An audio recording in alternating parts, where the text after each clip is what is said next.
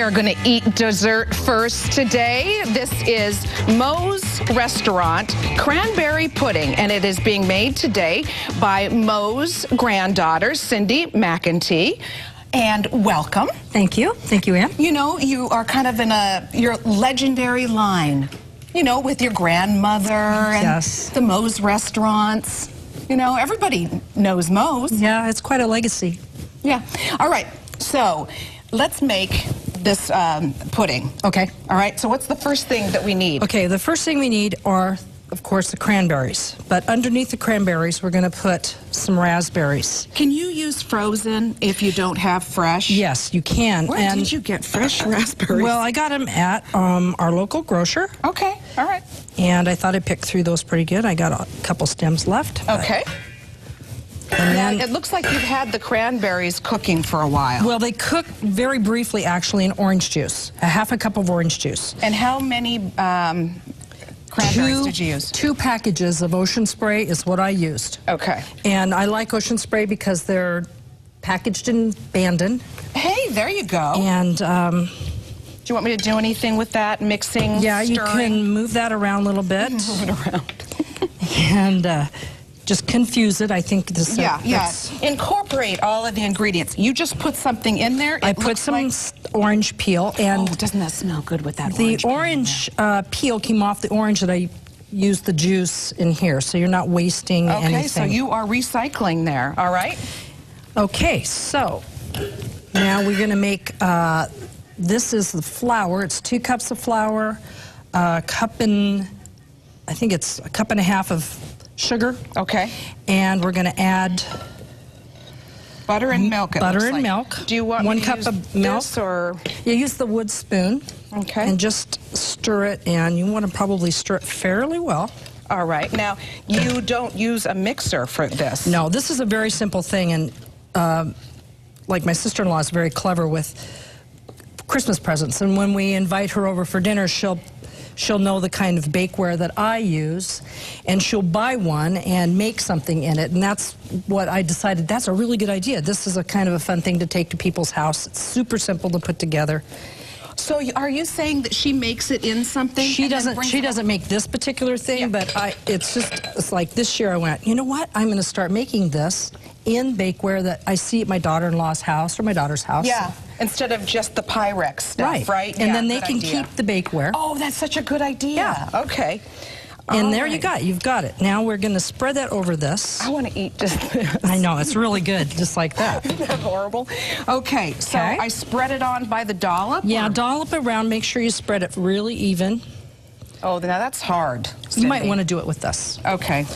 Let's use this. Here, I'll hold the bowl, okay? And you can do that part. You know, we can help each other. If you think that's possible. Yeah, there we go. Okay, so you have been part of the business since you've been alive, right? Pretty much, yes.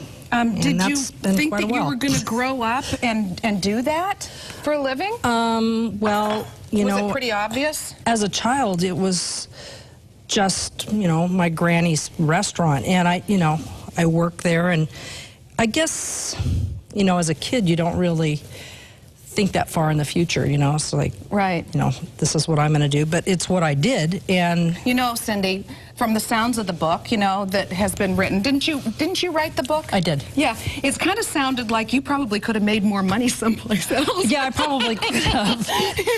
I could have. Yeah. But you know, that's family business for you, you know. Exactly. All right, now you got something that you're going to top this with. This is sugar and cinnamon and cornstarch. Okay, and what's the cornstarch for? The cornstarch will set the, well, you'll see what we're going to do here, because we're going to do something kind of different. Love sugar on top of anything. See, we haven't sweetened any of our berries yet. Right. Now, I tasted this because it's my duty here on Studio 6. I tasted this before we began, and I must say it is really, really good.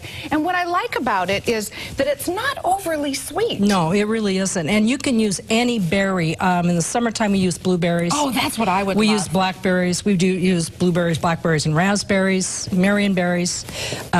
Eliminate the cinnamon Okay. eliminate the nuts that we put in there, and just serve it like that, and All it's right. lovely. You had some magic trick you were going to do for me Yeah, here. so we're going to put 2 cups of water on this. No kidding? Wow. This And is a different recipe. It is, and it's kind of spooky because you go, no way, this isn't going to turn out. I mean, yeah, it looks like it's going to it turns out. be a big sloppy mess, I got to say. Well, that's kind of what I thought, too, the first time I Okay. made it, but All right, and so you're doing that so that it doesn't... pour a big hole right in the middle. okay, you're pretty Because- smart there.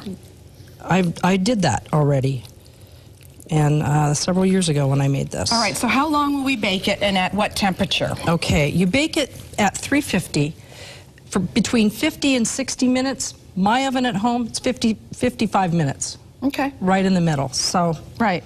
All right. Well, let's talk about the book that you wrote about your grandmother and about the restaurant.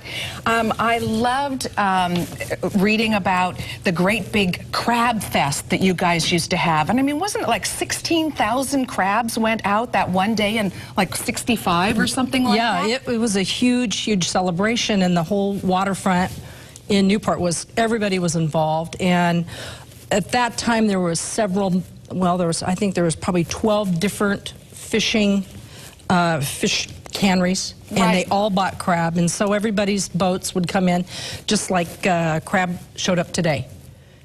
This is the beginning of the crab Big coming crab into town, season, yeah. and this was the very thing, and people didn't really eat crab like we do now. Yeah. It wasn't as well known, so there Yeah. was a push to sell, and that was the whole idea behind it. So Wow. Okay. And the other thing that I got quite a big kick out of was when you were 2001 Oregon Businesswoman of the Year, and then you were first runner-up, and you went and met President Bush. I did. And he introduced you. It was hysterical as Christy. You know what? I feel sorry for that guy because that's something I would do. I have these little lapses in memory. But so that kind of calmed you down, and so you weren't so shell-shocked at meeting the President of the United States. Actually, and he was so nice, and he was standing next to me and had his arm around me, and he goes, "Now just keep smiling, and everybody's taking pictures of you, so just keep smiling. And can you talk while you smile?" And we just talked back and forth, and You're kind of trying to keep your lips. Yeah, like that's this, exactly and right. Okay, yeah. We're going to be giving away some books today. And so, sorry about that.